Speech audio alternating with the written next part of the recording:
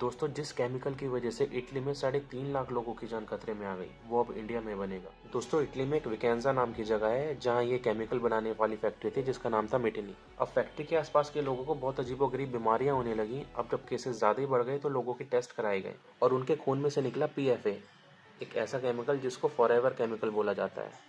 अब इस केमिकल को फॉरएवर केमिकल इसलिए बोला जाता है, अगर ये एक बार बन गया तो इसको खत्म ही नहीं करा जा सकता है, चाहे फिर ये आपकी बॉडी में रहे, पानी में या फिर जमीन में। अब क्वेश्चन ये आता है कि केमिकल इनके शरीर में गया कैसे। तो ये केमिकल जब फैक्ट्री ने डिस्चार्ज किया तो ये वहाँ के पीने के पानी में मिल गया।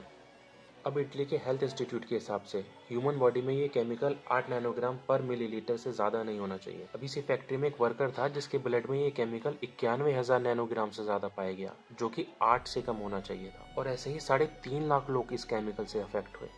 अब इटली सरकार ने ये सब देखते हुए ये फैक्ट्री तो करवा दी बंद, और जो भी इसमें दोषी पाए गए उन सबको जेल भेजा गया। अब फैक्ट्री बंद होने के बाद ये केमिकल बनाने वाली मशीन्स को ऑक्शन करा गया। अब इस ऑक्शन में सिर्फ एक ही कंपनी ने बिड करा, जो कि एक इंडियन कंपनी है जिसका नाम Viva life science private limited है। अब इस ऑक्शन के बाद सारी मशीनें कंटेनर में भर के इंडिया भेज दी गई।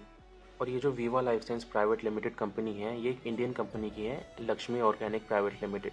ये मशीन सब इंडिया के रत्नागिरी में लगाई जा रही हैं, और ये कंपनी खुद बता रही है कि जो केमिकल फॉरएवर केमिकल इटली में बनता था वही अब इंडिया में बनेगा। सबसे शॉकिंग बात यह है कि इंडिया में पीएफएस को रेगुलेट करने के लिए कोई कानून ही नहीं है।